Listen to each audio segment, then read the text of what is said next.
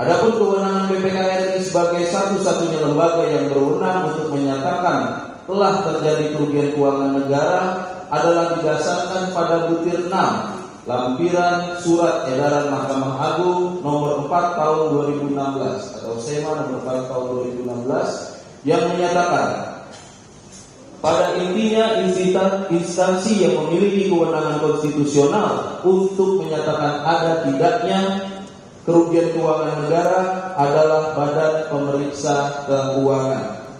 Sedangkan instansi lainnya hanya berwenang melakukan pemeriksaan dan audit pengelolaan keuangan negara, namun tidak berwenang menyatakan atau mendeklar adanya kerugian keuangan negara. Bahwa seseorang tidak dapat ditetapkan sebagai tersangka tindak pidana korupsi tanpa didahului dengan hasil audit investigatif dan perhitungan kerugian keuangan negara oleh auditor negara. Setelah dilakukan audit investigatif oleh BPK RI dan BPK RI telah menyatakan atau mendeklar terjadi kerugian keuangan negara, maka aparat penegak hukum wajib membuktikan dan delik elementen atau unsur delik yakni perbuatan melawan hukum melalui proses penyelidikan dan penyidikan. Apabila semua terbukti valid, barulah penyidik instansi termohon dapat melakukan penetapan tersangka. 7. Bahwa pada faktanya kebijakan impor gula pada masa kepemimpinan pemohon sebagai Menteri Perdagangan hanyalah policy maker, adalah ranah hukum administrasi negara, sehingga perbuatan pemohon dalam mengambil kebijakan impor gula untuk kepentingan masyarakat bukan merupakan tindak pidana. Bahwa dalam menetapkan seorang sebagai tersangka, seharusnya termohon memastikan perbuatan yang dipersangkakan adalah perbuatan orang atau korporasi. Dalam hal orang perorangan, maka perbuatan dimaksud harus perbuatan dalam kapasitas pribadi, bukan perbuatan dalam kapasitas jabatan.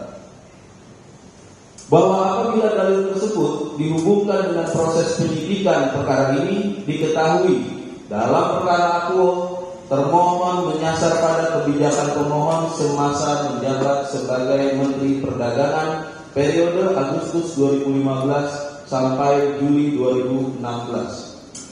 Bahwa kebijakan seorang menteri adalah kebijakan pejabat tata usaha negara yang hanya dapat dinilai secara hukum dari segi hukum administrasi negara atau hukum tata negara. Apakah perbuatan merupakan perbuatan menyalahgunakan kewenangan sebagaimana Undang-Undang Nomor 30 Tahun 2014 tentang administrasi pemerintahan. Dalam hal ini, pemohon sebagai tersangka adalah tidak sah karena kebijakan izin impor merupakan ranah hukum administrasi negara dan bukan domain hukum pidana. Selain itu, pada faktanya selama menjabat sebagai Menteri Perdagangan, pemohon tidak pernah mendapat teguran dari Presiden yang menjabat saat itu. Dengan demikian, tindakan pemohon sebagai Menteri Perdagangan telah diafirmasi oleh Presiden selaku Kepala Negara dan merupakan pimpinan negara Republik Indonesia. Dengan demikian, tindakan pemohon oleh karenanya telah beralih sepenuhnya menjadi tanggung jawab Presiden. Dengan demikian, penetapan pemohon sebagai tersangka adalah tidak sah.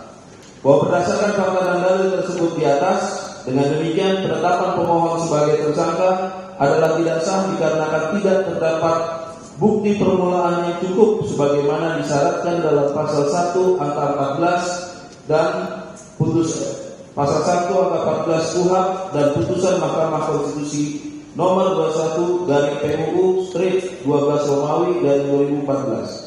Adapun pernyataan termohon telah terjadi kerugian sebesar 400 miliar tanpa didasarkan hasil audit BPK RI merupakan perbuatan abuse of power serta merupakan bentuk kriminalisasi terhadap pemohon.